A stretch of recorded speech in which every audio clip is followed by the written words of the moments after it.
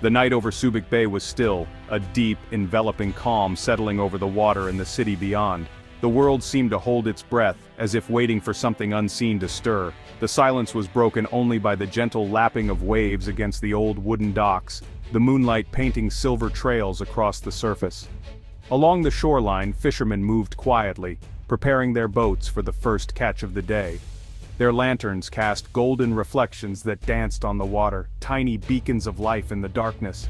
Suddenly, a new sound cut through the night, a deep, powerful hum that grew steadily louder, swelling into a ground-shaking roar that seemed to come from everywhere at once.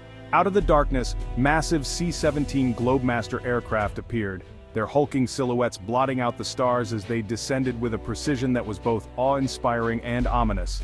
In the city of Olongapo, residents were jolted awake by the rattling of their windows and the sudden frantic barking of dogs.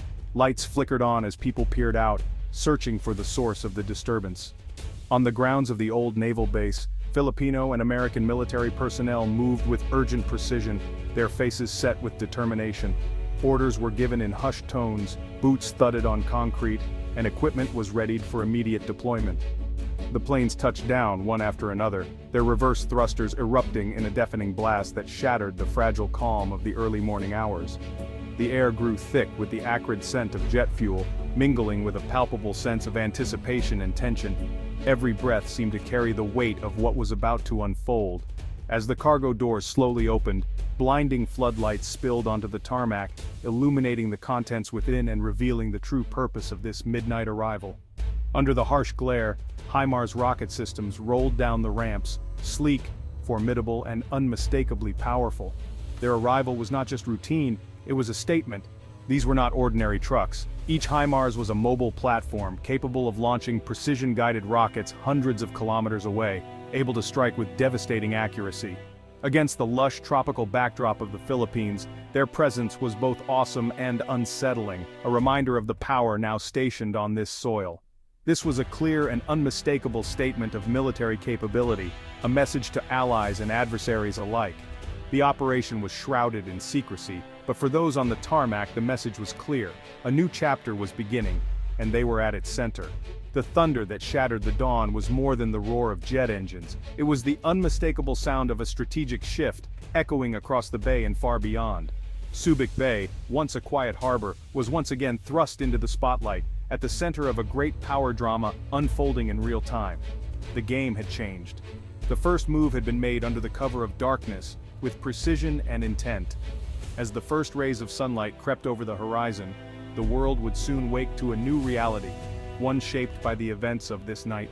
The quiet bay had become a front line, its waters now watched and guarded, its future uncertain. Before the sun had fully risen, the future of the region was already being rewritten. The thunder before dawn had signaled a turning point, one that would echo for years to come. Subic Bay is more than just a harbor, it's a living witness to centuries of history, a place where the tides of power have ebbed and flowed for generations. It's a crossroads of empires, where ambitions collided and alliances were forged on the water's edge. The Spanish first recognized its potential, building a naval station here in the late 1800s to guard their Pacific interests. Later the Americans arrived, transforming Subic into a Pacific fortress, one of the largest overseas military bases in the world, bristling with ships, aircraft, and ambition. For decades, Subic was a city within a city, its streets bustling with American families, Filipino workers, and a unique blend of cultures that shaped the region's economy and daily life. The U.S. Navy's departure in 1992 marked a dramatic turning point, celebrated by many as a new era of independence, and hastened by the devastation of Mount Pinatubo's eruption, which blanketed the base in ash. Subic quickly reinvented itself as a free port, its military past fading as commerce and industry took over. But geography, as always, is destiny. The strategic value of Subic never truly vanished, it simply waited, dormant, as the world changed around it. Facing the vast South China Sea, Subic offers unmatched access to some of the world's most contested waters, a gateway to maritime trade and military maneuvering alike. As regional tensions rose and new threats emerged, military planners in Manila and Washington saw what their predecessors had seen, a perfect harbor for projecting power and ensuring security. The return of U.S. military assets, even on a temporary basis, is heavy with history and symbolism, echoing the past while preparing for an uncertain future. It's not just about logistics or strategy, it's about the enduring partnership between two nations and the message it sends to the world. The sight of C-17S landing and unloading reconnects Subic to its military roots, blending the old with the new. For the Philippines, this is a pragmatic move, a way to navigate a dangerous and unpredictable world, where alliances and readiness matter more than ever. Old friends and old bases matter again, as history circles back and familiar faces return to familiar shores. The commercial hub is once more a strategic pivot, balancing trade, security, and the weight of its own legacy. Subic's ghost of military power is stirring, as relics of the past stand watch over new activity and renewed purpose. The bay's identity is being reborn, shaped by history, defined by geography, and propelled by the ever-shifting currents of the present. The South China Sea is no longer just a trade route, it's a flashpoint. China's sweeping claims clash with the Philippines and other neighbors. Artificial islands bristle with runways and missiles, fueling constant friction. Filipino fishermen face daily harassment from Chinese vessels. The Philippine Navy, outgunned, can only protest as rights are eroded.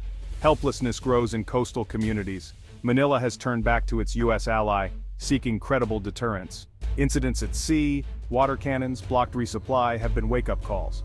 Deploying HIMARS is a direct response, raising the stakes for any aggressor. The system's presence signals that coercion now carries real risk. It's a tangible U.S. commitment to a free and open Indo-Pacific. The rockets are aimed not just at targets but at intimidation itself. At first glance, the HIMARS might look like just another military truck, but beneath its rugged exterior lies a battlefield game-changer. This is not simply a vehicle, it's a force multiplier, designed to shift the balance in modern warfare. What sets HIMARS apart is its incredible mobility. It can be loaded onto cargo planes and flown across continents, then deployed in hours, not days. This means it can appear where it's least expected, catching adversaries off guard and reshaping the tactical landscape. Its signature shoot-and-scoot tactics allow it to fire and relocate before the enemy can respond, making it both elusive and deadly. This agility keeps crews safe and the system ready for the next strike. Armed with GPS-guided rockets, HIMARS can strike targets with pinpoint accuracy from over 80 kilometers away, day or night, rain or shine. Its precision is unmatched, minimizing collateral damage while maximizing impact. In less than a minute, it can unleash a devastating volley of 6 rockets, what soldiers call steel rain, delivering overwhelming firepower exactly where it's needed. But HIMARS isn't limited to standard rockets. It can also launch ATACMS missiles, extending its reach up to 300 kilometers. This means it can hit high-value targets deep behind enemy lines, disrupting command centers and supply routes. Stationed at Subic Bay, HIMARS can threaten any vessel or installation across the vast expanse of the South China Sea, projecting power far beyond the shoreline.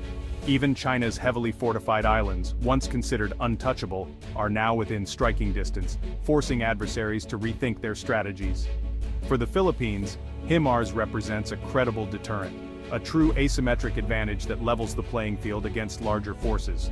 The country doesn't need a massive navy to defend its interests, it needs the power to deny access and control key maritime approaches.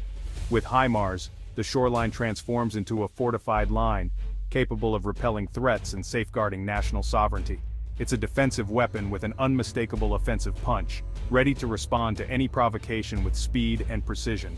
Now any predator eyeing the coastline must think twice, knowing that retaliation could be swift and devastating. Subic's coast is no longer just a distant frontier, it's a fortress bristling with modern firepower and unwavering resolve.